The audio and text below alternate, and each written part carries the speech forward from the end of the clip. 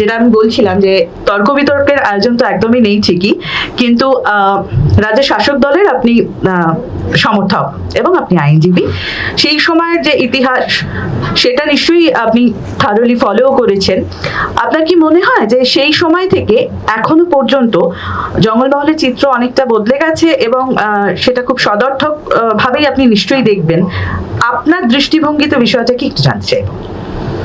দেখুন, সত্যি কথা বলতে কোনো একটি এলাকা যখন খবরের শিরোনামে আর আসে না, আপনি মোটামুটি ধরে নিতে পারেন যে সেখানে প্রচুর গন্ডগোল আর হচ্ছে না। আমার যে সময়টা বেড়ে ওঠা, কলেজ জীবনের যে সময়টা বেড়ে ওঠা, সেই সময়টা আসলে বাংলার রাজনীতিতে আমার যেটা মনে হয়েছে 70-এর দশকের পর সবচেয়ে উত্তাল যদি কোনো সময় থেকে থাকে রাজ্য রাজনীতির নিরিখে, আমার কলেজ জীবনের বেড়ে ওঠাটা অনেকটা ঠিক সেই সময়টাতে। স্কুল থেকে যখন কলেজের আঙিনায় পা রাখছি, সাধারণভাবে যে সময় ছেলেমেয়েরা কিছুটা হলেও রাজনীতি সচেতনতার দিকে এক পা দুপা করে বাড়াতে শুরু করে, আমি কোনো নির্দিষ্ট দলের কথা বলছি না, সার্বিকভাবে সমাজ রাজনীতি কি ঘটছে না ঘটছে তার অভিঘাত সম্বন্ধে যখন আপনি একটু একটু করে সচেতন হওয়ার দিকে এগোন, আমার সেই বয়সের সেই সন্ধিক্ষণটা, সেই সন্ধিকালটা ছিল ওই 2005-06 এই সময়টা। তখন মাননীয় বুদ্ধদেব ভট্টাচার্য মহাশয়, তিনি মুখ্যমন্ত্রী, বামফ্রন্টের সরকার চলছে, তাদের প্রবল প্রতাপ, বামফ্রন্ট বললেও কার্যত সিপিএম এর সেই সময়টা প্রবল প্রতাপ চলছে। আমাদের বাড়ি এলাকা বলুন, বিভিন্ন এলাকায় যেটা আমরা খবর পেতাম, পেশাগতভাবে আমার নিজের জীবনে আদালত একটি গুরুত্বপূর্ণ জায়গা, কারণ আমার বাবা, ঠাকুর ইত্যাদি সবাই আদালতের সঙ্গে যুক্ত থাকার ফলে আমি কোর্টেও এই জিনিসগুলো বাবার কাছ থেকে জানতে পারতাম যে রাজনৈতিকভাবে যে দাপট সেই সময় সিপিএম এর ছিল, সেইটা কার্যত সমাজের সর্বস্তরে তারা সেই দাপটটা তারা বহাল রেখেছিল। আমি এর ভালো মন্দে যাচ্ছি না এই মুহূর্তে, কিন্তু প্রথম আমি যেটা কার্যত চোখ খুলে দেওয়ার যে ছবিটা আমার এখনো জলজল করে এবং বহু ক্ষেত্রে ব্যক্তিগত আলাপচারিতা আমি বলে থাকি, সেটা হলো সিঙ্গুরে একজন সাধারণ গৃহবধূ খালি হাত দিয়ে একজন পুরুষ পুলিশ তাকে লাঠি দিয়ে মারতে যাচ্ছেন, তিনি সেটাকে আটকানোর চেষ্টা করছেন। আমার যদি খুব ভুল নয়, সম্ভবত প্রথম শ্রেণীর একটি বাংলা দৈনিকে ছবিটি বেরিয়েছিল এবং তখন তো টেলিভিশন মিডিয়া কিছুটা হলেও এসে গেছে, সেখানে সেই ছবি আমরা দেখতে পাচ্ছি যে সাধারণ গৃহবধূরা তারা প্রতিরোধ করার চেষ্টা করছেন এবং পুলিশ তাদেরকে বেধড়ক মারছে ইত্যাদি। সিঙ্গুরের সেই আন্দোলন, তার ঠিক ভুল ইত্যাদি বিতর্ক, শিল্পপতি ভালো টাটা, খারাপ টাটা, ভালো শিল্পপতি ভালো পুঁজিপতি ইত্যাদি সব পেরিয়ে টেরিয়ে তার প্রায় পায়ে পায়ে চলে এলো নন্দীগ্রামের সেই ঘটনা। সেখানেও এসিজেড, তার জন্য জমি অধিগ্রহণ নাকি জমি দখল, সেটা নিয়ে পাল্টা প্রতিরোধ, তাদের ওপর গুলি চালনা, 14 জনের মারা যাওয়া। এটা হতে হতে কোথা থেকে মানে পরপর একটা লেনিনের একটা কথা আছে, হয়তো আমার মুখে লেনিনের কথা শুনে অনেক অবাক হবেন, কিন্তু তবু কথাটা বলতে আমি বাধ্য হচ্ছি, যে there are decades when nothing happens and then there are weeks when decades happen। ওটা যেন সেই উইকস না হলেও কয়েকটা মান্থ ছিল যখন বহু দশকের জমে থাকা ক্ষোভ, পুঞ্জীভূত ক্ষোভ বোধহয় এক এক করে এক এক জায়গায় বেরিয়ে আসতে শুরু করে। এই সিঙ্গুর নন্দীগ্রামের পায়ে পায়েই পেছনই চলে আসে সেই পুলিশি সন্ত্রাস বিরোধী জনসাধারণের কমিটি। মূলত প্রিয়মের এই বইটি যে সময়কালটাকে হয়তো ধরেছে, যে জায়গাটা ধরেছে, এই জায়গাটা ভুললে চলবে না যে শালবনীতে জিন্দালদের স্টিল প্লান্ট উদ্বোধন থেকে ফেরার পথে কেন্দ্রীয় মন্ত্রী সম্ভবত রামবিলাস পাসওয়ান ছিলেন সঙ্গে এবং মাননীয় মুখ্যমন্ত্রী বুদ্ধদেব বাবু ছিলেন। তাদের কনভয়ে যে মাইনের হামলাটি হয়, সেই মাইনের হামলার পরবর্তী অধ্যায়ে যে ধরপাকড়, পুলিশের যে ধরপাকড় আদিবাসী গ্রামগুলিতে যখন শুরু হয়, তার অত্যাচারের চিহ্ন, কার্যত ধরপাকড়ের নামে যে অত্যাচার চলে তার চিহ্ন হিসেবে ছিতামণি মুর্মু, আপনাদের নামটা এখন কতটা খেয়াল আছে জানি না, একজন প্রায় 70 বৃদ্ধা, আদিবাসী বৃদ্ধা, তিনি তার একটি চোখ হারান। পুলিশের বন্দুকের বাট বা বুট দিয়ে তাকে যেভাবে তারা মারে, তিনি সেই চোখটি হারান। স্বাভাবিকভাবে সমাজের প্রান্তিকতম মানুষ যারা, তাদের নিয়ে এক সময় যারা আন্দোলন করেছেন বা আন্দোলন করার দাবি অন্তত তারা করে থাকেন, সেই বামপন্থী দলগুলি, সিপিআইএম হোক, সিপিআই হোক, ফরওয়ার্ড ব্লক হোক, আরএসপি হোক, তারা এই বিষয়ে খুব যে প্রতিবাদ প্রতিরোধ করার কথা বলে উঠেছিলেন সেটা নয়, কারণ তারা তখন নিজেরাই সরকারে রয়েছেন। এবং 2004 সালে এই আদিবাসী প্রধান এলাকা আমলাশোল বলে একটি গ্রাম, যা আন্তর্জাতিক সংবাদ মাধ্যমেও প্রায় শিরোনামের জায়গায় উঠে আসে একটাই কারণে, যে 2004 সালে দাঁড়িয়ে যখন সর্বহারাদের হয়ে কথা বলা একটি দল, তথাকথিত সর্বহারাদের হয়ে কথা বলা একটি দল যখন মসনদে রয়েছে প্রায় 30 বছর, তাদের সরকারে থাকাকালীন স্রেফ না খেতে পেয়ে, এমন নয় যে সে সময় কোথাও দুর্ভিক্ষ চলছিল, এমন নয় যে সরকারের কাছে মানুষজনের কাছে রেশন পৌঁছে দেওয়ার মতো রসদের কোনো অভাব ছিল, সেটা একেবারেই ছিল না।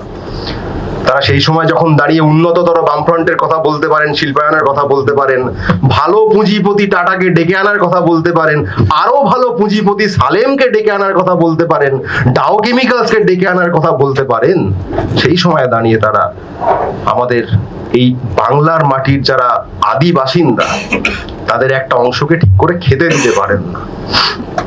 শুধু যে দিতে পারেন না তাই নয়, প্রাথমিকভাবে তারা এটা অস্বীকারও করেন যে না না ওসব কিছু হয়নি, ওরা তো রোগে মারা গেছে।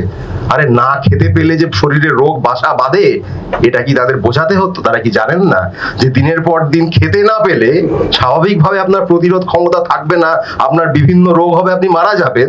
এটা কি খুব নতুন কথা? এটা ভালো পুঁজিপতিরা না বুঝতে পারে, এটা টাটা সালেমরা হয়তো না জানতে পারেন, কিন্তু যারা কমরেড তাদের তো জানার কথা ছিল।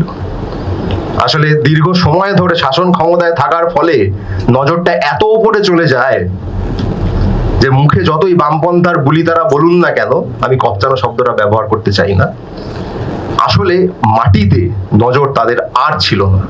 কিন্তু মাটির ওপর দখল, মাটির ওপর নিয়ন্ত্রণ, রাজনৈতিক মাটির কথা বলছি, সেই নিয়ন্ত্রণটা কখন কালেক্রমে গিয়ে চাষার বেটার যে মাটি সেইটার দিকে এগিয়ে গেল, যে সেটাকে দখল করে ভালো পুঁজিপতিকে তুলে দিতে হবে, সেই সময়কালটাই আমার স্কুল থেকে কলেজে ওঠা এবং রাজনীতি সমাজ নিয়ে কিছুটা সচেতন হওয়ার সন্ধিক্ষণ। আমি দেখলাম যারা সর্বহারার কথা যারা বলেন, তারা প্রকৃত অর্থে চাষিরা যাতে সর্বহারাই হয়ে যান সেই দিকে পা বাড়াতে শুরু করছেন। পুঁজিবাদের বিরুদ্ধে যারা কথা বলতেন, অন্তত খাতায় কলমে বলতেন, সেই তারাই পুঁজিপতিদের মধ্যে ভালো পুঁজিপতি খারাপ পুঁজিপতি করা শুরু করছেন। তাতে আমি ভারী অদ্ভুতভাবে অবাক হয়েছিলাম প্রাথমিকভাবে। এবং লালগড়কে কেন্দ্র করে জনসাধারণের কমিটি, পুলিশি সন্ত্রাস বিরোধী জনসাধারণের কমিটির হাত ধরে যখন মাওবাদীরা তাদের নিজেদের মতো করে সেখানকার কোট অ্যান্ড কোট আন্দোলন বা তাদের মতো করে সন্ত্রাস, আপনি যেভাবেই ডিফাইন করতে চান না কেন, যখন তারা শুরু করেন, তখন অবাক হয়ে দেখলাম যে এই রাজ্যের যে রাষ্ট্রীয় প্রশাসন, তারা সেটাকে আটকাতে তো পারলই না, চূড়ান্ত ব্যর্থ হলো। উল্টে তারা নিজেদের দলীয় উদ্যোগে হারমাদ বাহিনী তৈরি, আমি জানি এটা শুনে অনেকেই আপত্তি করার কথা ভাবতেও পারেন, কিন্তু চিত্রদীপ চক্রবর্তী, আমি আপনাদের অনুমতি নিয়ে বলছি, তিনি সেই সময় দীর্ঘকালীন সাংবাদিকতা এখনো করেন, সেই সময় তার একটি সংকলন রয়েছে যেখানে বিভিন্ন সাংবাদিকরাই লিখেছেন যে তারা নিজেরা খবর করতে গিয়ে এই সিপিএম এর যারা হারমাদ ক্যাম্পের লোক তাদের কাছে বেধড়ক মার খাচ্ছেন, এটা তাদের রিপোর্টিং এ রয়েছে। অর্থাৎ কোথাও না কোথাও এই ক্রাইসিসটাকে, যেটাকে মাওবাদীরা তাদের রাজনৈতিক লাভের জন্য কাজে লাগাতে যায়, যে অনুন্নয়ন, এক শব্দে বললে অনুন্নয়ন, খাবার নেই, বেসিক স্বাস্থ্য ব্যবস্থা নেই, রাস্তাঘাটে তো তখন প্রশ্নই ছিল না, সেইগুলিকে সরাসরি অ্যাড্রেস না করে একদিকে পুলিশ নামিয়ে অন্যদিকে হারমাদ ক্যাম্প বানিয়ে সেখানে নিজেদের হারমাদ বাহিনী নামিয়ে তারা সেই রাজনৈতিক দখলদারির ওপর অনেক বেশি নজর দিল, রাদার দেন মূল ক্রাইসিসটাকে অ্যাড্রেস করা। জনসাধারণের কমিটি যখন তৈরি হয়, তাদের অনেকগুলি দাবি ছিল, যার মধ্যে মূল দাবি ছিল যে আমাদের কাছে যে ক্ষমা চাইতে হবে পুলিশ সুপারকে। সেই জায়গাটা অ্যাড্রেস করার বদলে তারা আসলে সেই স্পেসটা করে দিলেন যাতে এই লেফট এক্সট্রিমিস্টরা সেই স্পেসে ঢুকে পড়তে পারেন। খুব কি অসুবিধা হতো রাস্তাঘাট করে দিতে? খুব কি অসুবিধা হতো প্রাথমিক স্বাস্থ্য কেন্দ্র করে দিতে? খুব কি অসুবিধা হতো একটু খাবার চাল ডালটা পৌঁছে দিতে? হতো না। কিন্তু ইগো, পলিটিক্যাল ইগোর জায়গা থেকে আমি করব না, আমার পুলিশও আটকাতে পারছে না, অতএব আমি হারমাদ নামাবো, পলিটিক্যাল সলিউশন খোঁজার ক্ষমতা আমার নেই, অতএব আমি আরো বেশি মারধর করব, কিন্তু উন্নয়নের কথা আমি ভাববো না। ঠিক এই জায়গায় দাঁড়িয়ে যখন পরিবর্তন হয় 2011 সালে, তার বহু কারণ আছে, বহু ঘটনা আছে। পরবর্তীতে আজকের দিনে দাঁড়িয়ে আমি একটা উদাহরণের কথা বলবো, যে আমলাশোল গ্রাম একসময় মানুষ খেতে না পাওয়ার কারণে, মৃত্যুর কারণে খবরে এসেছিল, সেই আমলাশোল গ্রামে আপনারা যে কেউ আজকের দিনে গিয়ে দেখুন কি রয়েছে, আমি বলবো না, আপনারা আজকের দিনে গিয়ে ওখানে দেখুন যে পরিবর্তন বলতে রাজনৈতিক প্রেক্ষাপট ছেড়ে দিন, মানুষের জীবনযাত্রার মানে পরিবর্তন হয়েছে নাকি হয়নি। মাওবাদীদের বিরুদ্ধে যৌথ বাহিনীর অভিযান, তাতে কিষেনজির মৃত্যু ইত্যাদি সেই বিতর্ক বাদ দিয়ে একটা কথা আমি বলতে পারি যে মাওবাদী ক্যাডারদের এক্সট্রা জুডিশিয়াল কিলিং এর যে পরিমাণ অভিযোগ বিভিন্ন রাজ্যে হয়, আমাদের রাজ্যে সেই পরিমাণে নেই। তা সত্ত্বেও মাওবাদীদের জনভিত্তি বলতে যেটা বোঝায় মূলত জঙ্গলমহল এলাকায়, সেটা আজকে কার্যত শূন্য। কারণ মানুষ আর সেই ক্রাইসিসের মধ্যে তারা নেই। কে ঠিক কে ভুল রাজনৈতিক বিতর্ক ইত্যাদি পেরিয়ে এসে আমি বলছি, দেখুন বেসিক জায়গাটুকু যে আপনাকে খেতে পেতে হবে, অসুস্থ হলে ডাক্তার বুদ্ধিটা পেতে হবে, এবং যাতায়াতের জন্য কিছু সড়ক, বাচ্চার জন্য স্কুল, বেসিক। বিশাল কিছু উন্নতির কথা কিন্তু আমরা বলছি না, বিশাল উন্নয়নের কথা আমরা বলছি, অনেক বাকি আছে। কিন্তু এই বেসিকটুকু এই সর্বহারার সরকার যেটা 3.5 দশকে করেনি, সেটা পরিবর্তনের পর এই সরকার 10 বছরে করে দেখিয়েছে বলেই আজকে কিন্তু মাওবাদীদের জনভিত্তি কিছু নেই। পুলিশকে নামাতে হয় না, কোনো ক্যাডার ফোর্স নামাতে হয় না, শান্তি রয়েছে। আশা করবো এটা থাকবে। আমি আবারও বলছি, বিতর্ক নয়, জনসভাও নয়, তবু অনির্বাণের পর শতরূপ কিছু করার নেই, তোমাকেই ডাকি, এসো। আর শতরূপকে সেলফ করার জন্য আমি সৌম্য শান্ত, রিজওয়ান রক্ষিতকে আরেকবার ডেকে নেব।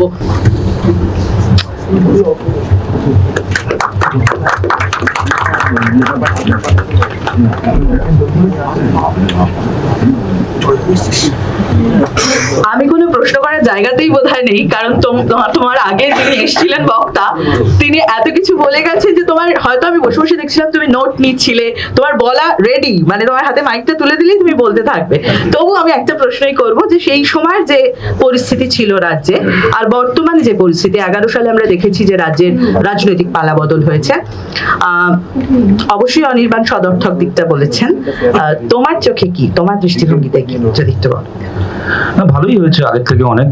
মাওবাদী নেতাদের এখন অনেক পয়সা হয়েছে, তো এটা তো উন্নয়ন, তারাও তো মানুষ।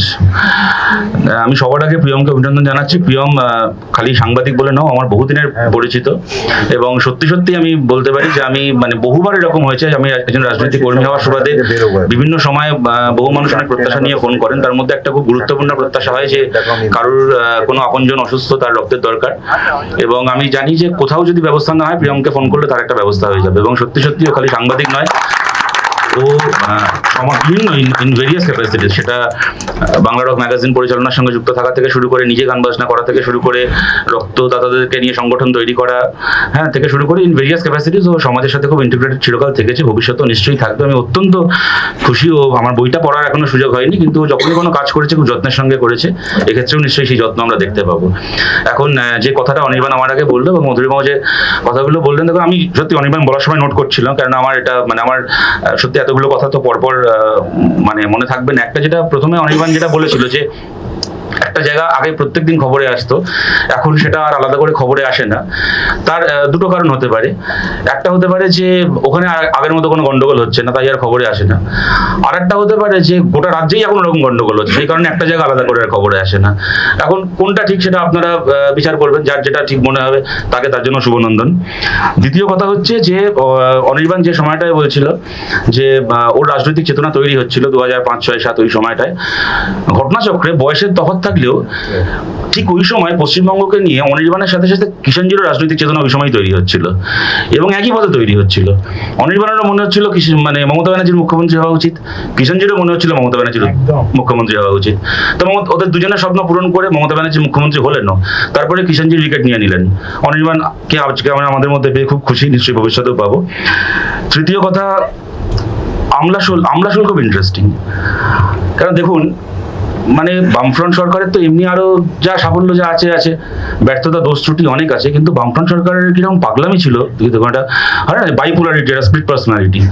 পশ্চিমবাংলায় ধরুন কয়েকশো ব্লক রয়েছে, বামফ্রন্ট ঠিক করলো যে এই যে কয়েকশো ব্লকের মধ্যে, ধরুন সেই সময় 400টা ব্লক ছিল, কথার কথা বলছি, এক্সাক্ট সংখ্যাটা তার আশেপাশে হবে, ঠিক করলো যে 399টা ব্লকে আমরা খাবার পৌঁছে দেবো, লোককে খাওয়াবো, কিন্তু একটা ব্লকে আমরা দেখবো না খেলে কি হয়, ওই জন্য একটা ব্লকে আমরা খাবার দেবো না, লোকে না খেয়ে থাক, তারপর দেখি লোকের হাইট বাড়ছে না কমছে, মোটা হচ্ছে না রোগা হচ্ছে, হ্যাঁ মানে গান শিখে যাচ্ছে, ছবি আঁকতে পারছে, কি হচ্ছে, না খেলে কি হয় একটা ব্লকে। যে কারণে 399টা ব্লক ছেড়ে ঠিক একটা ব্লকে লোকে মারা যেতে শুরু করলো। ঘটনাচক্রে বাকি যে 399টা ব্লকে লোকে খাচ্ছিলেন, খেয়ে দিয়েছিলেন, সেখানেও কিন্তু মৃত্যু হচ্ছিল, এমন নয় যে কেউ মারা যাচ্ছিলেন না। কিন্তু আর একটা ব্লকে যেটা অনির্বাণ বললো যে না খেয়ে থাকার ফলে শরীরে নানা রকম অসুখ তৈরি হচ্ছিল, আমরা 16 লোকে যে মারা গেছিলেন সেটা হচ্ছে না খেয়ে থাকার ফলে মারা যাওয়া। আর 399টা বাকি ব্লকে যে লোকেরা মারা গেছিলেন সেটা হচ্ছে খেয়ে এত শরীর ভালো হয়ে গেছিল, বেশি খেয়ে মরে যাচ্ছিল লোকে ওখানে, মানে খেয়ে এত আনন্দ হচ্ছিল, আনন্দে থাকতে না পেরে টুকটুক করে মরে যাচ্ছিল। আর আমলাশোলে হচ্ছে যেহেতু কেউ খেতে পাচ্ছিলেন না সেহেতু তারা মারা যাচ্ছিলেন, খেতে পেলে তারা অমর হতেন। কিন্তু এটা বামফ্রন্টের ব্যর্থতা। কেন এরকম হবে যে একজন মানুষ মারা যাবে? যেটা অনির্বাণ বললো যে এটা শরীর খারাপ বলে চালিয়ে দেওয়া হয়েছিল, চালিয়ে আমরা দিইনি। ঘটনা হচ্ছে যে আমলাশোলে, অনির্বাণ জানবে ওই সময় সপ্তশীতে আছেন, আমলাশোলের ওই ঘটনা আনন্দবাজারে হঠাৎ করে বেরোয় যে একটা জায়গায় হচ্ছে এরকম মানুষ না খেতে পেয়ে মারা যাচ্ছে, অনাহারে মৃত্যু হচ্ছে। তারপর সরকার থেকে সিদ্ধান্ত নিয়ে প্রতিটা মৃতদেহের, আপনারা জানেন যে কোনো ন্যাচারাল ডেথ যখন হয় তার তো পোস্টমর্টম হওয়ার কথা নয়। ইভেন হাসপাতালে যখন কোনো মৃত্যু হয় তখন পোস্টমর্টম হওয়ার কথা নয়। যদি রাস্তার অ্যাক্সিডেন্টে মারা যায়, খুনের ঘটনা ঘটে, কি খুব মিস্টিরিয়াস ভাবে কেউ মারা গেছেন, তার শরীরে একটা টাটকা আঘাতের চিহ্ন রয়েছে, সেই সমস্ত মৃত্যুর ক্ষেত্রে পোস্টমর্টম হয়। আমলাশোলের ক্ষেত্রে সিদ্ধান্ত নিয়ে প্রতিটা মৃতদেহের পোস্টমর্টম করা হয়েছিল এবং সেখানে বিভিন্ন ক্লিনিক্যাল কারণ পাওয়া গেছিল, কারণ হার্ট অ্যাটাক, কিডনি ফেলিয়ার ইত্যাদি ইত্যাদি। আমি কখনো এখানে বলবো না যে আমলাশোলের মানুষ তারা এত সুস্থ ছিলেন, তাদের এত মানে তারা সমৃদ্ধ ছিলেন যে ওরকম সমৃদ্ধি ভাবা যায় না, আমি কখনো সে কথা বলবো না। কিন্তু মুশকিলটা হচ্ছে হার্ট অ্যাটাক, কিডনি ফেলিয়ার থেকে শুরু করে যাবতীয় মানে প্রতিটা পোস্টমর্টম রিপোর্টে আমি যদি এখন এক কথায় বলে দিই যে এই প্রতিটা হার্ট অ্যাটাকের পেছনে, কিডনি ফেলিয়ারের কারণে, কি সবকিছুর পেছনে হচ্ছে তার কারণটা হচ্ছে আমাদের নেতা ছিলেন সেই সময় কমরেড শ্যামল চক্রবর্তী, শ্যামলদা, ওই সময় একটা বলেছিলেন যে পোস্টমর্টম করে দেখা হলো, ওরা বলছিল সিপিএম এর জন্য লোকে মারা যাচ্ছে। তো পোস্টমর্টম করে দেখা গেল যে হার্টের অসুখে মারা গেছেন কয়েকজন। তা বলতেন যে সিপিএম এর জন্য কি হার্টের অসুখ সিপিএম এর জন্য হয়েছে? হার্টের অসুখের পেছনে দুটো কারণ থাকে, এক হচ্ছে করোনারি, এক হচ্ছে পরোনারি। তো এর মধ্যে সিপিএম আসছে কোত্থেকে? যে জন্য হার্টের অসুখে সিপিএম এর জন্য হচ্ছে হয়ে যাচ্ছে আর লোকে মরে যাচ্ছে। যাই হোক, কথাটা হচ্ছে, দেখুন কথাটা কারোর একটু অসংবেদনশীল লাগতে পারে, তার থেকেও অসংবেদনশীল হচ্ছে যে কোথাও কিছু মানুষের মৃত্যু হলো অল্প দিনের মধ্যে, কিছু মানুষের মৃত্যু হলো কোনো কিছু না জেনে, কোনো কিছু না ইয়ে করে বলে দিলাম যে গোটা পশ্চিমবাংলার লোকে খেয়ে পড়ে আছে খালি একটা ব্লক, যে ব্লকে মানুষ ভোট দিয়ে সিপিএম কে জেতান। হ্যাঁ, আপনারা জানেন ওই সময় মানে গোটা জঙ্গলমহল ওই জায়গায়, মানে আমাদের পার্টির সবচেয়ে শক্তিশালী গণভিত্তিক জায়গা ওইখানটা। কিন্তু একটা অদ্ভুত একটা খেয়াল আমাদের, ঠিক করলাম যে না ওখানে লোককে খেতে দেবো না, দেখি না খাইয়ে রাখলে কি হয়। কিন্তু যাই হোক, এটাকে নিয়ে তর্ক বিতর্ক চলতে পারে, কিন্তু রাজনীতিতে দেখুন খালি তো তর্ক করলে যুক্তি পাল্টা যুক্তি দিলে হবে না, আপনাকে বিকল্পটা দেখাতে হবে। বিকল্পটা দেখিয়েছেন কিন্তু মমতা ব্যানার্জি, যেটা আমাদেরকে মানতে হবে, আমি যতই ওনার বিরোধী হই না কেন। এই যে দেখছেন এখন এসআইআর হচ্ছে, একটা আনন্দবাজারে কয়েকদিন আগে খবর বেরোলো, পশ্চিমবাংলায় 2008খানা এরকম বুথ পাওয়া গেছে যেখানে গত 23 বছরে কেউ মারা যায়নি।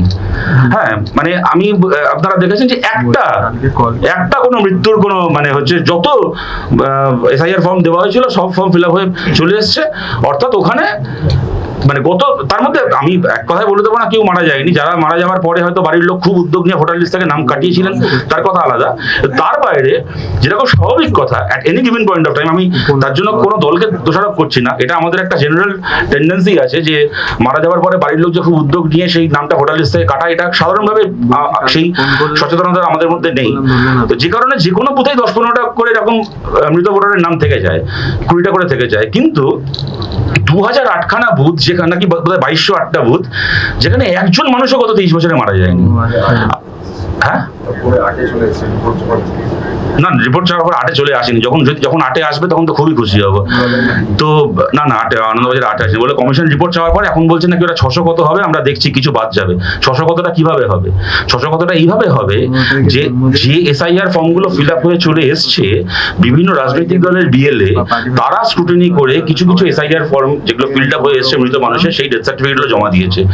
এখন যখন ইলেকশন কমিশন থেকে এনকোয়ারি করা হচ্ছে সেই বুথগুলোতে, সেই বিএলওদেরকে চেপে ধরা হচ্ছে, এখন কিছু ক্ষেত্রে সেই তথ্যটাকে সামনে দিতে বাধ্য হচ্ছে।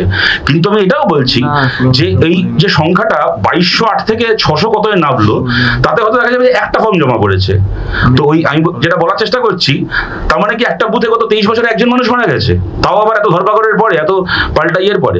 যাই হোক, সুতরাং এই যে মানে সুমনের গান ছিল অমরত্বের প্রত্যাশা নেই, কিন্তু অমরত্বের প্রত্যাশা নিয়ে আপনি থাকতে পারেন, এরকম 2208খানা বুথ মমতা ব্যানার্জি পশ্চিমবাংলায় তৈরি করে দিয়েছেন। এটা হচ্ছে আমলাশোলের একটা বিকল্প। তারপরের বিষয়টা হচ্ছে যে যেটা বলেছিল যে ভালো পুঁজিপতি খারাপ পুঁজিপতি বলে একটা ব্যঙ্গ করলো। সত্যি কথা, পুঁজিপতিকে ভালো খারাপ বলা যাবে না, রিলায়েন্স বলুন, টাটা বলুন, যেই বলুন, সালেম বলুন, সবাই খারাপ পুঁজিপতি। তাই এখানেও আমরা একটা বিকল্প পেয়েছি, ভালো পুঁজিপতি আমরা পাল্টা পেয়েছি। কুন্তল, শান্তনু, অর্পিতা, পার্থ চ্যাটার্জি, সুদীপ্ত সেন, এরা হচ্ছে ভালো শিল্পপতি। এই সুদীপ্ত সেন যেরকম অ্যাম্বুলেন্সে মমতা বন্দ্যোপাধ্যায়কে নিয়ে গিয়ে পাশে দাঁড় করে সুদীপ্ত সেনের টাকায় অ্যাম্বুলেন্স দেওয়া হতো। কেন? এটা সুদীপ্ত সেন ভালো শিল্পপতি। আর খারাপ শিল্পপতি কারা? খারাপ শিল্পপতি তারা যাদেরকে বামফ্রন্ট এসে বলেছিল যে ভাই আমার রাজ্যে কারখানা তৈরি করো, তারা খারাপ শিল্পপতি। তাই খারাপ শিল্পপতিদেরকে দিয়ে রাজ্যে কারখানা তৈরি করানো যাবে না, সেই কারখানায় রাজ্যে ছেলেমেয়েরা চাকরি বাকরি করতে পারবে না। কিন্তু এই খারাপ শিল্পপতির ছেলের বিয়েতে বরযাত্রী হয়ে নেচে আসতে পারবে মুখ্যমন্ত্রী। সেটা হচ্ছে শিল্পপতির সাথে সরকারের এরকম সম্পর্ক হওয়া উচিত। কারখানা ফারখানা চলে যাবো, ওসব তোমায় করতে হবে না। আমি এখানে যা আছি আমি খেলামেলার বোম মেরে ইয়ে করে দেবো। কিন্তু আমার আর শিল্পপতির সাথে আমার সম্পর্কটা হবে কি, তুমি যখন তোমার ছেলের বিয়ে দেবে বোম্বেতে, তখন আমাকে ডাকবে, আমি সরকারি টাকায় প্লেনে করে আমার চামচা বেলচাদেরকে নিয়ে যাবো, তোমার ছেলের বিয়েতে বরযাত্রীতে গিয়ে আমি নিচে নাচন কোদন করে আবার চলে আসবো। এইটা হবে একটা সরকারের সঙ্গে শিল্পপতির সম্পর্ক। চিত্রদীপ চক্রবর্তী কথা উনি বললেন যে আমি দেখুন, আমি নাম করে কাউকে এখানে ছোট করতে চাই না, কিন্তু উনি যে বইটার কথা লিখেছিলেন, বইটার কথা অনির্বাণ কোট করলো, সেখানে যারা যারা এগুলো লিখেছিলেন, এই কোন কোন সাংবাদিক পরবর্তীকালে এবং আজকে টিল ডেট পশ্চিমবঙ্গ সরকারের কোন কোন দপ্তরে কোন কোন ক্যাপাসিটিতে তারা মাস মাইনে পাচ্ছে, তার তালিকা যদি কখনো প্রকাশিত হয়, তালিকাটা প্রকাশিত হওয়া খুব কঠিন কিছু না। কে মুখ্যমন্ত্রীর মিডিয়া অ্যাডভাইসার, কে অমুক কমিটির তমুক, হ্যাঁ, মানে সেই সাংবাদিক ছিলেন সারা জীবন সাংবাদিকতা করে রিটায়ার করে, তার এখন নাতি নাতনিকে নিয়ে তীর্থ করার বয়স, সে এখন পশ্চিমবঙ্গ সরকারের হয়ে মাস গেলে 60,000 টাকা 70,000 টাকা থেকে শুরু করে 1 লাখ টাকা 1.5 লাখ টাকা মাইনের হচ্ছে, তারা বিভিন্ন কমিটির মাথায় বসে আছে। এদের কোনো চাকরির পরীক্ষাতে বসতে হয় না, এদেরকে কোনো অ্যাডমিট কার্ড তুলতে হয় না, এদেরকে কোনো কিছু করতে হয় না, এমনকি কোনো তৃণমূল নেতাকে টাকাও দিতে হয় না। তৃণমূলই এদেরকে পাল্টা টাকা দেওয়ার ব্যবস্থা করে দিয়েছে। কাজ হচ্ছে সরকারের টাকায় 65 বছর 70 বছর বয়সে বসে বসে হচ্ছে বাড়ি রাজ্যে বেকার ছেলে মেয়েরা রাস্তায় রাস্তায় ঘুরে বেড়াবে। 20-22 বছর 23 বছরের ছেলে মেয়েদের হাতে কোনো কাজ থাকবে না। 25-26 বছরের ছেলে মেয়েরা হচ্ছে চাকরির জন্য অনশন করবে, সুইসাইড করবে। আর তোমরা হচ্ছে 3 কুল বার করে 1 কুলে গিয়ে ঠেকেছে 65 বছর 68 বছর 70 বছরের লোক সরকারের টাকায় বাড়ি বসে 1.5 লাখ টাকা মাইনে পাবে। আর মাঝে মধ্যে বিভিন্ন হচ্ছে পোস্ট এডিটোরিয়াল লিখে বিভিন্ন পোর্টালকে ইন্টারভিউ দিয়ে বিভিন্ন জায়গায় এই করে সেই করে বোঝাবে সিপিএম কত খারাপ ছিল, মমতা ব্যানার্জি কত মহান। তো এইটা যদি একটা সাংবাদিকের সঙ্গে সরকারের সম্পর্ক হয়, সেটাও খুব ভালো কথা। আর তার সঙ্গে বলে সাংবাদিক মার খাচ্ছে, সাংবাদিক মার খাচ্ছে জঙ্গলমহলে, এটা কি চিত্রদীপ চক্রবর্তীর বইতে ছিল। ভালো কথা। আরে ভাই, সল্টলেকে 3 ঘন্টায় 55 জন সাংবাদিককে আমরি হাসপাতালে ভর্তি করিয়ে দিল দুপুরবেলা ভোটের দিন। 3 ঘন্টায় 55 জন সাংবাদিক। কার চোখ পেটে রক্ত বেরোচ্ছে, কার নাক দিয়ে রক্ত বেরোচ্ছে, কার দাঁত পড়ে গেছে, হ্যাঁ। আর তারপর আবার এমন 55 জন সাংবাদিককে 3 ঘন্টায় হাসপাতালে ভর্তি করে দিয়ে 2 দিন পরে যখন গণনা হলো, সল্টলেককে আবার মিউনিসিপ্যালিটিতে জিতলো, দেখি এদের নেতাগুলো আবার আবির মেখে গলায় মালা পরে দাঁড়িয়ে আবার বলছে উন্নয়নের জয়, মানুষের জয়, মমতা ব্যানার্জির জয়। আর তখন 55 জন সাংবাদিক হাসপাতালে শুয়ে আছে। আমি পরে সুতরাং সুতরাং আমি বলছি আর কি, এগুলো ধরে ধরে এরকম বলা যায়, এরকম অনেক কথা। আর এটা যেটা বললেন যে রামবিলাস পাসওয়ান আর বুদ্ধদেব ভট্টাচার্যের কনভয়ে যখন বোম ফেটেছে, একজন প্রশ্ন করলেন যেটাকে চকলেট বোম বলেছিলেন কিনা, ঠিক করেছিলেন কিনা। তো ওটা ঠিকই করেছিলেন, ল্যান্ডমাইন মমতা ব্যানার্জি গায়ে চকলেট বোম সব কি আছে, থেকে অনেক বড় বোম নিয়ে উনি কারবার করেন। কিন্তু কথাটা হচ্ছে যে কথাটা যেটা অনির্বাণ যেটা বললো, এটা একটা খুব ডেঞ্জারাস প্রবণতা। মুশকিলটা হচ্ছে ডেফিনেটলি একটা রাজ্যে বা একটা দেশে যে যখন পরিচালনায় থাকবে, তখন তার দায়িত্ব আলটিমেটলি তাকেই নিতে হবে। তো তা বলে আমি যদি যাবতীয় রকমের নৈরাজ্যকে, যাবতীয় রকমের ক্রাইমকে, যাবতীয় রকমের অগণতন্ত্রকে সরকারের ব্যর্থতা বলেই শুধুমাত্র চালিয়ে দিই, এটা হচ্ছে কেন সরকার ব্যর্থ, ওটা হচ্ছে কেন সরকার ব্যর্থ, তাহলে ভাই দাউদ ইব্রাহিমও কেন বোম্বেতে ব্লাস্ট করেছে, তার জন্য সেটাও সরকারের ব্যর্থতা, দাউদ ইব্রাহিমের কোনো দোষ নেই। হ্যাঁ, তাহলে হচ্ছে কোথাও মনে করুন টেররিস্টরা কেন পেহেলগামে মেরেছে, শুধুমাত্র সরকারের 100% সেখানে ব্যর্থতা রয়েছে, কিন্তু টেররিস্টরা খুব ভালো লোক, তাদের কোনো দোষ নেই, তারা যা করেছে ভালো করেছে। আজকে মমতা ব্যানার্জি নাম হলে তাহলে ভাই এত লোক খুন হলো পঞ্চায়েত ভোটে, একটা পঞ্চায়েত ভোটে 97 জন মানুষ মারা গেল 2018 পঞ্চায়েত ভোটে, তার মধ্যে একটা মৃত্যুর জন্য তাহলে কোনো বিরোধীকে কোনো প্রশ্ন করা যাবে না, সমস্ত সরকারের ব্যর্থতা, একমাত্র মমতা বন্দ্যোপাধ্যায় পঞ্চায়েত ভোটে করতে পারেনি। তো কথাটা হচ্ছে যে, কিন্তু আবার এর মজাটা হচ্ছে বামফ্রন্ট আমলে যদি বুদ্ধদেব ভট্টাচার্যকে খুন করার চক্রান্ত হয়, তাহলে সেটা বুদ্ধদেব ভট্টাচার্যেরই ব্যর্থতা।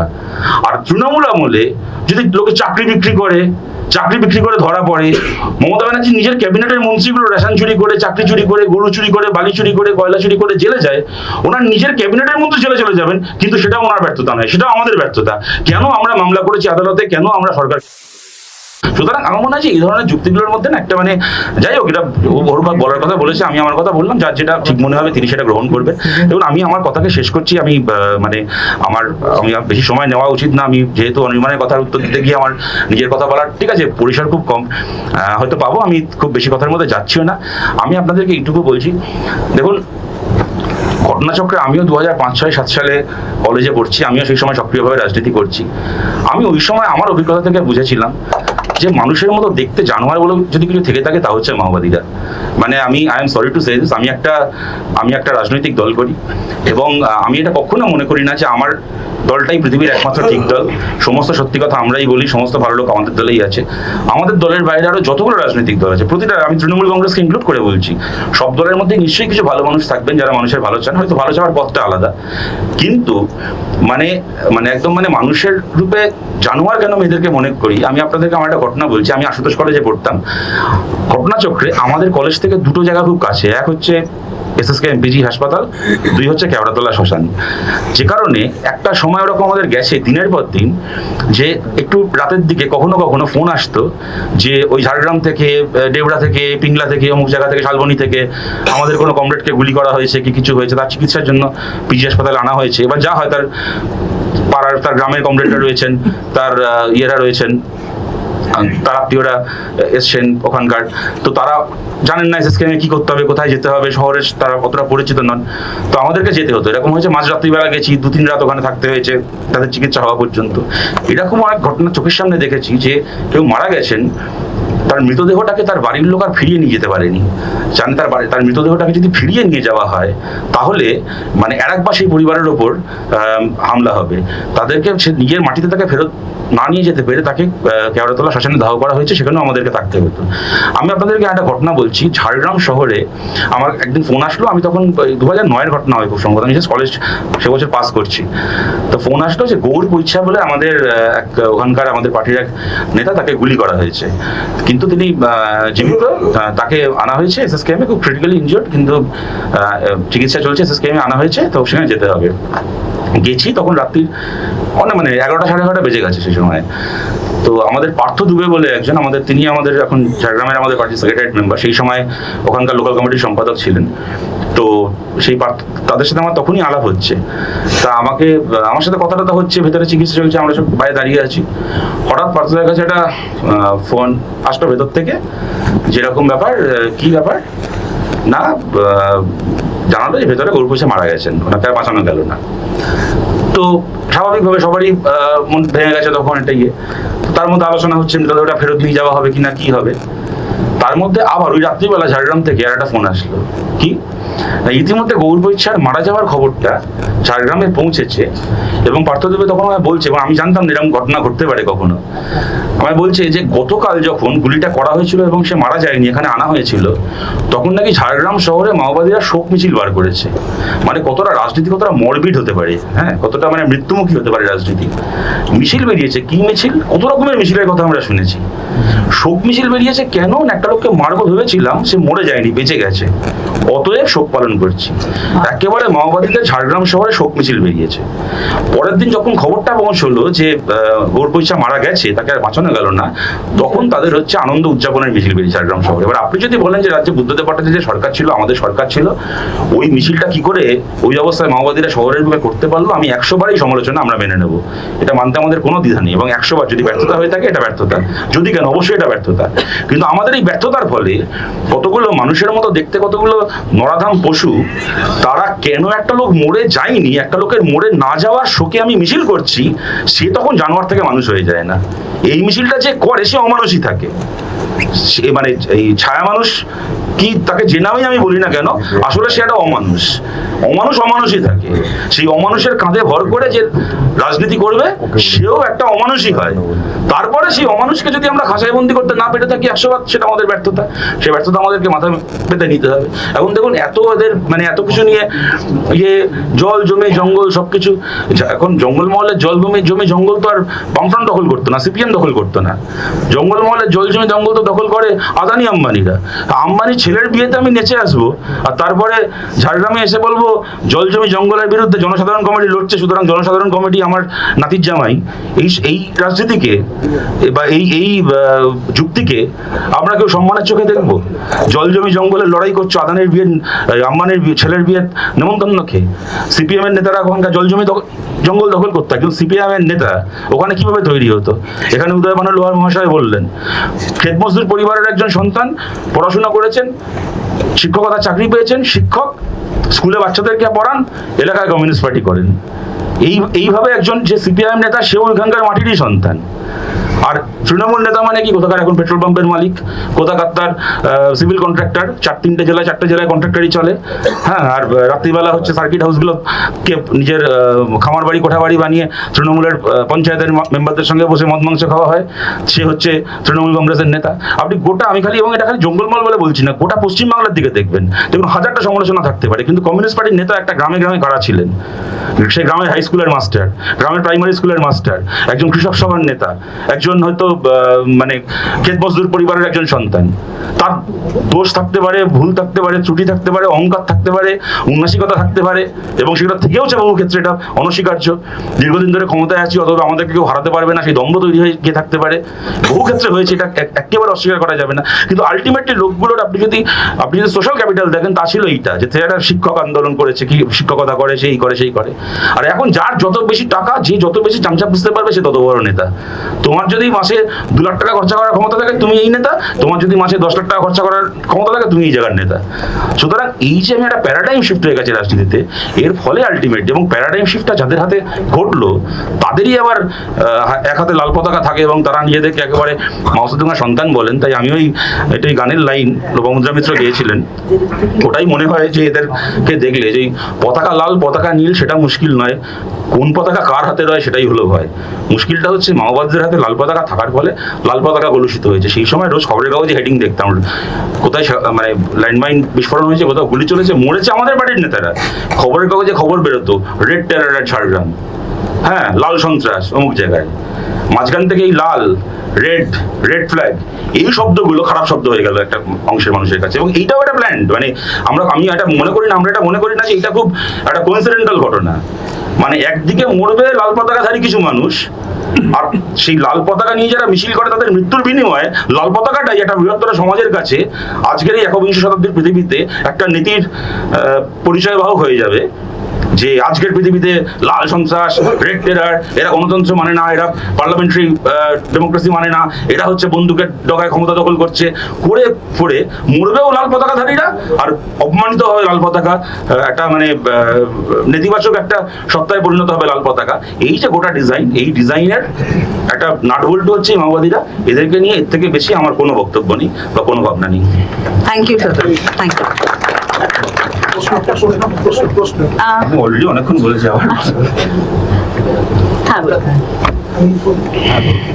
হ্যাঁ, যদি আপনারা কোনো ক্ষমতায় ফেরেন, হ্যাঁ, তাহলে এই যে খালুকি করে যে মারা গেল, এই যে কেসগুলো বন্ধ হয়ে গেছে, ফাইল থেকে আবার ওপেন হবে, 100বার ওপেন হবে। এবং আমাদের ওপেন করা ফাইল মানে ওই মমতা ব্যানার্জির মরিচাবি আর বিজন সেতুর মতো ফাইল নয়। ওই ফাইলগুলো ওপেন হবে মানে সত্যি সত্যি কিছু লোকের কেরিয়ার ক্লোজ হবে। হ্যাঁ, এই আমলাশোরের কথাটা প্রসঙ্গ উঠলো, দুজনের কাছে উঠলো আমলাশোরের প্রসঙ্গ। এই আমলাশোরে যখন ঘটনা হয়েছিল, অনেক জায়গায় শুনলাম এটা না খেতে পেয়ে মারা গেছে, কিন্তু তখন যেটা প্রচার হয়েছিল সেটা হয়তো অনেকে ভুলে গেছে, আমের আটি খেয়ে মারা যেত। মানে এত খাওয়ার অভাব ছিল যে আমের আটি খেত। আমের আটি ছিল, তার সঙ্গে একটা ছিল পিঁপড়ের ডিম। পিঁপড়ের ডিম আগে ছিল, পিঁপড়ের ডিমটা অন্য ব্যাপার, কিন্তু আমলাশোরে খেত আমের আটি। কিন্তু কোনো মানুষের একবারও মনে জাগেনি যেখানে আম হলো, আম খেলো না, আমের আটি খেলো।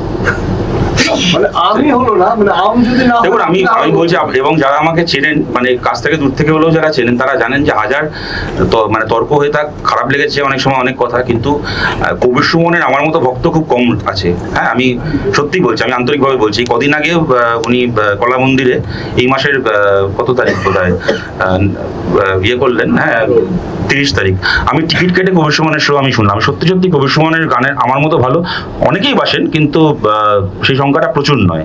আমি আপনাদেরকে বলছিলাম কবির সুমনের গানের লাইন লিখেছিলেন যে নতুন খবর দাও ভূ রক্তিম, কারা যেন আজও খায় পিঁপড়ের ডিম। এই সমস্ত ফালতু কথা বলে কবির সুমন জানেন কোনোদিন জঙ্গলমহল কাকে বলে, আদিবাসী পরিবারের জীবন কি? ওনার মতো কবির সুমনের মতো ক্ষণজন্মা প্রতিভা। আমি কবির সুমনের উদাহরণটা এই কারণে দিলাম কারণ উনি খুব বিখ্যাত বলে, এটা পিঁপড়ের ডিম খাচ্ছে মানুষ, এগুলো তৃণমূলের মিটিং মিছিলেও বলা হতো, খবরের কাগজে সাংবাদিকরাও লিখতেন। কবির সুমন বলেছেন।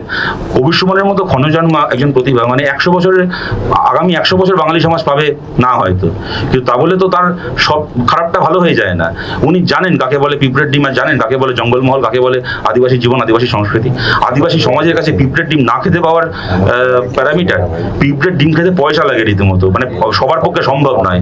পিঁপড়ের ডিম একটা আদিবাসী পরিবারের কাছে একটা এক্সক্লুসিভ কুইজিন, একটা ডেলিকেসি, একটা মানে কারোর বাড়িতে যখন বিরাট কোনো উৎসব হয় কিছু হয় তখন পিঁপড়ের ডিমের পায়েস রান্না হয়। এবং পিঁপড়ের ডিম মানে প্রচুর, মানে পিঁপড়ের ডিম জোগাড় করাটা হাঁস মুরগির ডিম জোগাড় করার থেকে কঠিন। কিন্তু একটা মানুষ একটা শহুরে, এই দক্ষিণ কলকাতায় বসবাসকারী একটা শহুরে এলিটিজম থেকে এ বাবা আমি মুরগির ডিম খাই ও পিঁপড়ের ডিম খাই, তার মানে আমি ভালো ও খারাপ। এবার এই ধরনের একটা শহুরে এলিটিজমের যাদের কোনো ধারণা নেই যারা জীবনে, মানে মানে একটা জঙ্গলমহল যে অঞ্চলটাকে বলা হয়, মানে সেই অর্থে তো জঙ্গলমহল যাই হোক, সেই এরকম কোনো শব্দ থাকা উচিত কিনা তাই নিয়ে অনেক বিতর্ক আছে। ওই বাঁকুড়া, পশ্চিম মেদিনীপুর, এখনকার ঝাড়গ্রাম, পুরুলিয়া, চোখে দেখেনি যারা, ছেড়ে আসতে চীনে রাস্তা চিনে বাস স্ট্যান্ড অব্দি পৌঁছতে পারবে না যারা, তারা শহরে বসে বসে বিরাট বিরাট সব মাথায় হয়ে গেছে, বড় বড় পোস্ট এডিটোরিয়াল লিখছে, দেখো সিপিএম লোককে কি খারাপ লেগেছে, লোকে পিঁপড়ের ডিম খাচ্ছে। সুতরাং আমি বলছি যে এই এত তো হলো, এত কিছু প্রচার হলো, কিন্তু আজকে ধরুন আমি সব ছেড়ে দিলাম, পশ্চিমবাংলার ওই 3টে জেলার, কি এখন 4টে জেলা, ঝাড়গ্রাম আলাদা হয়ে যাওয়ার পরে, ওই 4টে জেলার প্রাইমারি স্কুলগুলোতে, সেকেন্ডারি স্কুলগুলোতে সত্যি সত্যি যোগ্যতার নিরিখে চাকরি পাওয়া শিক্ষক আছেন যারা আজকে জঙ্গলমহলের পরিবারের বাচ্চাদেরকে পড়াচ্ছেন, আছেন সত্যি সত্যি। ওখানকার কোনো ছেলে যখন আজকে চাকরির পরীক্ষায় বসে ঘুষ না দিয়ে চাকরি পেতে পারে, শেষ কবে ওখানকার মানুষ পঞ্চায়েত ভোটের দিন বুথে গিয়ে নিজের পছন্দ মতো তৃণমূল প্রার্থীকে ভোটটা দিয়েছেন? সেটা লাস্ট কবে হয়েছে? যেখানে কোনো ভোটই হয় না, আনকনটেস্টেড হয় না, সেখানে খালি সিপিএম গিয়ে ভোট দিতে পারে না এমন নয়, সেখানে গিয়ে তৃণমূলও ভোট দিতে পারে না তৃণমূল প্রার্থীকে, এটা ভোটটাই হচ্ছে না। সুতরাং অনুরাধা তলওয়ার ওই সময় আমাদের বিরুদ্ধে অনেক সমালোচনা ছিল, সেই অনুরাধা তলওয়াররা পরবর্তীকালে এই নিয়ে মানে মিটিং করেছেন, মিছিল করেছেন, বোধহয় 2-1টা মামলাও করেছেন জঙ্গলমহলের ওখানে এখন চালের দুর্নীতি, রেশনের দুর্নীতি ইত্যাদি ইত্যাদি। প্রিয়ম বলার সময় বলছিল 2022 সালে দেখেছে ওখানে মিড ডে মিলে কি চাল দেওয়া হচ্ছে, কি খাবার দেওয়া হচ্ছে। সুতরাং দেখুন ওই নগর পুরুলিয়া দেওয়ালয় এড়ায় না। যদি পশ্চিমবাংলা সত্যি খুব ভালো থেকে থাকে তাহলে জঙ্গলমহলের মানুষও খুব ভালোবাসেন।